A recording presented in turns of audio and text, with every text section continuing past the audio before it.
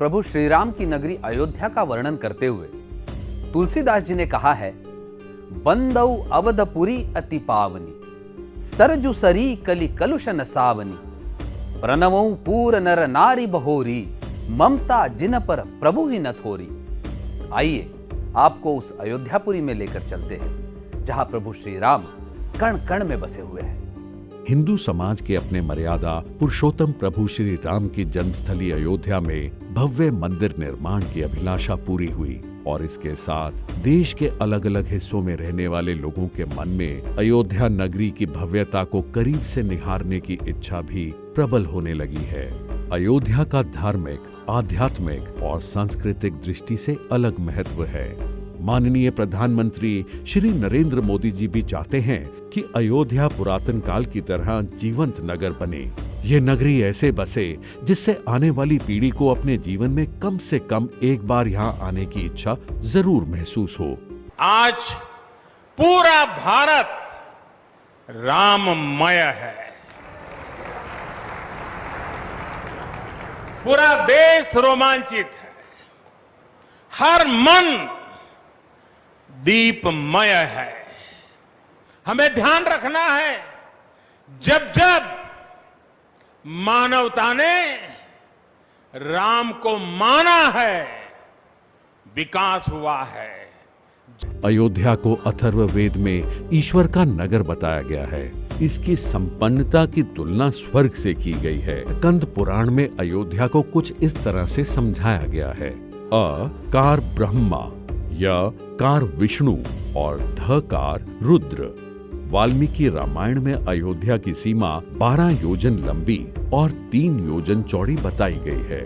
अयोध्या यूं तो सदैव किसी न किसी आयोजन में व्यस्त रहने वाली नगरी है, लेकिन रामनवमी, दीपावली, जानकी नवमी, गुरु पूर्णिमा, सावन झूला, कार्तिक परिक्रमा, राम विवाह पर इस नगरी का भक्ति भाव चरम पर होता है। राम जन्म भूमि पर भव्य मंदिर की आधारशिला रखे जाने के बाद से अयोध्या में तीर्थ यात्रियों की संख्या बढ़ने लगी है। केंद्रीय सड़क परिवहन एवं राजमार्ग मंत्रालय 2016 से ही पौराणिक नगरी अयोध्या की कनेक्टिविटी देश के सभी भागों से हो, इस पर खास फोकस करके चल रहा है। धर्म नगरी अयोध्या को मोक्षदायी काशी, तीर्थराज प्रयागराज और लोकहितकारी विंध्यवासिनी माता के दरबार मिर्जापुर से जोड़ा जा रहा है। अयोध्या से सड़कों का ऐसा जाल बिछ रहा है जिसमें देश के किसी भी हिस्से से अवधपुरी आसानी से पहुंचा जा सकेगा। अयोध्या से लखनऊ, प्रयागराज, जबलपुर, नागपुर होकर हैदराबाद तक 4 लेन सड़क बन गई है। अयोध्या से वाराणसी तक 4 लेन सड़क बन रही है। वाराणसी से कोलकाता तक एक्सप्रेसवे बनने की योजना है। अयोध्या से गोरखपुर होकर बिहार और नेपाल तक सीधी कनेक्टिविटी होगी। अयोध्या से मिर्जापुर और चित्रकूट भी सीधा जोड़ा जा रहा है। भगवान प्रभु रामचंद्र हमारे इतिहास, संस्कृति और आस्था के प्रतीक हैं। हमारे भारतीयों का सपना था कि अयोध्या में भव्य राम मंदिर बने और आज वो सपना पूरा हो रहा है। उस सपने को एक प्रकार से हमारे जीवन के एक उद्दिष्ट को हमने पूरा किया है और इसलिए प्रभु रामचंद्र के श्रद्धा का जो स्थान है अयोध्या, वहाँ अच्छी कनेक्टिविटी मिले, वहाँ अच्छे रोड बने, वहाँ बिजली रहे, पानी रहे, बगीचे रहे, रहने की जगह रहे और वर्ल्ड के लोग वहाँ जाए। और इसलिए प्रभु रामचंद्र के अयोध्या सर्किट में हम 20,000 करोड़ रुपए के काम कर रहे हैं। राम वन गमन मार्ग, राम जानकी मार्ग और 84 कोसी परिक्रमा मार्ग निर्माण इस तीर्थ नगरी के लिए मील का पत्थर साबित होंगे। त्रेता युग में प्रभु श्री राम वनवास के समय अयोध्या से चित्रकूट तक जिस रास्ते से गए थे, 251 किलोमीटर लंबा वह राम वन गमन मार्ग 3,500 करोड़ की लागत से बनाया जा रहा है। इसमें अयोध्या से मोहनगंज तक 104 किलोमीटर का काम पूरा हो गया है। मोहनगंज से चित्रकूट तक 147 किलोमीटर सड़क निर्माण का काम 2023 तक पूरा हो जाएगा। इसमें अवतारपुर से राजापुर तक 78 किलोमीटर का मार्ग ग्रीनफील्ड 4 लेन बनेगा। रामवन गमन मार्ग में श्रृंगबेरपुर के पास जहां प्रभु श्री राम नाव से गंगा पार किए थे, उस स्थान पर 2 किलोमीटर 4 लेन का मेजर ब्रिज बनाया जाएगा। प्रभु श्री राम माता सीता को ब्याह कर इसी मार्ग से अयोध्या लाए थे। राम जानकी मार्ग प्रोजेक्ट के तहत अयोध्या से लेकर बिहार से होकर नेपाल तक मार्ग को बेहतर बनाया जा रहा है। इससे रामनगरी से जनकपुरी तक की दूरी कम होगी। जी हाँ, रामनगरी अयोध्या और माता सीता का मायका जनकपुर का सदियों पुराना रिश्ता फिर सजीव हो रहा है। राम जानकी मार्ग परियोजना में 2000 करोड़ की लागत से 230 किलोमीटर लंबा अयोध्या से नेपाल के जनकपुर तक का मार्ग बन रहा है। जिस रफ्तार से यहाँ काम चल रहा है उसमें इसके 2023 तक पूरा हो जाने की संभावना है। इस मार्ग के बन जाने से जनकपुर तक आना जाना आसान हो जाएगा। राम वनगमन जो है वो मार्ग बनाने के लोग अयोध्या से चित्रकूट तक आसानी से पहुंच सकेंगे। यह स्थल भगवान राम के त्याग और तपस्या का केंद्र है। वो राम वनगमन मार्ग पर हम लोग अब काम कर रहे हैं, वो भी जल्दी पूरा होगा। हम राम जानकी मार्ग का निर्माण कर रहे हैं, जिससे भारत नेपाल के बीच सांस्कृतिक संबंध में मधुरता भी आएगी और राम भक्त अब सीता माँ की जानकी जी का जो गांव है वहाँ तक जा पाएंगे। बाद में 84 कोसी परिक्रमा जो अयोध्या आता है उस वो परिक्रमा करता है। इस मार्ग के निर्माण में काफ़ी तरह की दिक्कतें थी, सारी बाधाएं अब दूर हो गई है। 5 जिलों से गुजरने वाले इस पौराणिक मार्ग को हमने राष्ट्रीय महामार्ग करके घोषित किया है और इसके विकास का काम भी शुरू हुआ है। पुराणों में अयोध्या की 84 कोस की परिक्रमा को अति महत्वपूर्ण बताया गया है।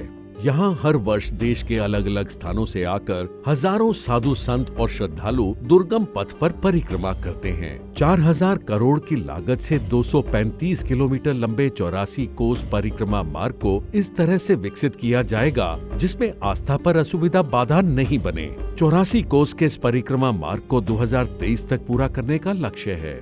आइए जानते हैं कि 84 कोसी परिक्रमा मार्ग पर क्या बदलने वाला है। मार्ग पर पड़ने वाले प्रमुख तीर्थ स्थलों जैसे रामरेखा मंदिर, हनुमान बाग, श्रृंगी ऋषि आश्रम, सीता कुंड समेत सभी प्रमुख मंदिरों को संपर्क मार्ग से जोड़ा जाएगा। पैदल परिक्रमा करने वालों के लिए 3 मीटर चौड़ा पैदल पथ बनेगा, जिसमें सड़क के दोनों तरफ सुंदर पेड़ों की क्यारी होगी और पैदल पथ पर कालीन की तरह बिछी होगी हरी घास। यात्रा के ठहराव वाले स्थानों पर 23 वे साइट इम्यूनिटीज बनाई जाएंगी, जहां मिलेगा सात्विक भोजन और विश्राम की उत्तम व्यवस्था। इसलिए 84 कोसी परिक्रमा का निर्माण हो, इसके लिए निरंतर माननीय सड़क एवं परिवहन मंत्री जी से मिल कर के हम कर रहे थे और हम धन्यवाद देंगे इस देश के प्रधानमंत्री माननीय मोदी जी को, नितिन गडकरी जी को, जिन्होंने इस 84 कोसी परिक्रमा की स्वीकृति दी है। उसके निर्माण के बाद साथ साथ हम इस 84 कोसी परिक्रमा के आसपास जितने पौराणिक धार्मिक स्थल हैं, ऋषि मुनियों की जन्मस्थली और कुटियाँ जहाँ पर उन्होंने तपस्या की है, उनका उनके अनुरूप विकास कराने के लिए भी प्रयास करेंगे। ये सड़क भविष्य में उन श्रद्धालुओं के लिए वरदान साबित होगी जिन्हें अभी 84 कोसी परिक्रमा मार्ग में कई तरह की असुविधा का सामना करना पड़ रहा है। यह परिक्रमा अयोध्या से प्रारंभ होकर बस्ती, बाराबंकी, श्रावस्ती, बहराइच से होकर अयोध्या में पूरी होती है। सरयू के इसी तट से प्रभु श्री राम ने गुरु विश्वामित्र के यहाँ अपनी शिक्षा ग्रहण करने अपनी यात्रा प्रारंभ की थी। आज इसी सरयू नदी पे 2 नए पुलों का निर्माण हो रहा है, जिसके कारण देश विदेश से आने वाले भक्तों के लिए प्रभु श्री राम के मंदिर में जाकर उनका दर्शन करना बहुत सुलभ हो जाएगा। सरयू नदी का अपना इतिहास है। ये साक्षी है प्रभु श्री राम के जन्म से वन गमन और बैकुंठ गमन तक की। रामनगरी में सरयू के दोनों तटों को जोड़ने के लिए 2 पुल बनाए जाएंगे, जिससे बाहर से आने वाले लोग बिना किसी दिक्कत के सरयू को पार कर रामलला के दर्शन कर सकें। भविष्य की अयोध्या विस्तारित होगी।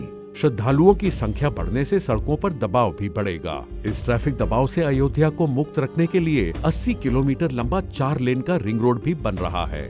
यह रिंग रोड इस तरह से डिजाइन किया गया है कि आने वाले 100 साल तक अवधपुरी में बिना बाधा के आवाजाही होती रहे। प्रभु श्री राम की नगरी अयोध्या बहुत सुंदर तरीके से सज रही है। यहाँ की फ्लाईओवर की दीवारों पर रामचरितमानस और रामायण की प्रसंगों को चित्रित किया जा रहा है, जो कि अयोध्या की संस्कृति को भी दर्शाता है। राज्य सरकार और सड़क परिवहन एवं राजमार्ग मंत्रालय मिलकर अयोध्या को वही स्वरूप दे रहे हैं जैसा पुराणों में वर्णित है।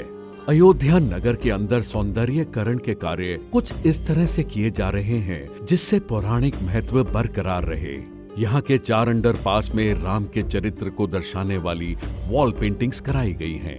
सड़क के बीच डिवाइडर में फाउंटेन और 1 किलोमीटर में प्रभु श्री राम के बाल्यावस्था से लेकर युवावस्था तक की 12 प्रतिमाएं लगाई जा रही हैं। भारतीय समाज का वर्षों पुराना सपना अब साकार हो रहा है। उनकी आस्था का केंद्र अयोध्या नगरी उनकी सोच के अनुरूप बन रही है। पौराणिकता और संस्कार आधारित विकसित हो रहे अयोध्या में आकर आप महसूस करेंगे कि यहाँ प्रभु श्री राम आज भी हर जगह रचे बसे हैं। लंका विजय के पश्चात पुष्पक विमान से लौटते हुए प्रभु श्री राम ने अपने मित्र सुग्रीव से अयोध्या का वर्णन करते हुए कहा, यद्यपि सब वैकुंठ बखाना, वेद पुराण विदित जगु जाना, अवधपुरी सम प्रिय नहीं सो, यह प्रसंग जानई को जन्म भूमि मम पुरी सुहावनी, उत्तर दिशि बह सरजु पावनी, जा मज्जनते बिनहि प्रयासा, मम समीप नर पावहि बासा। जो नगरी प्रभु श्री राम को वैकुंठ से अधिक प्रिय है, उस अयोध्यापुरी को मैं बारंबार प्रणाम करती हूँ।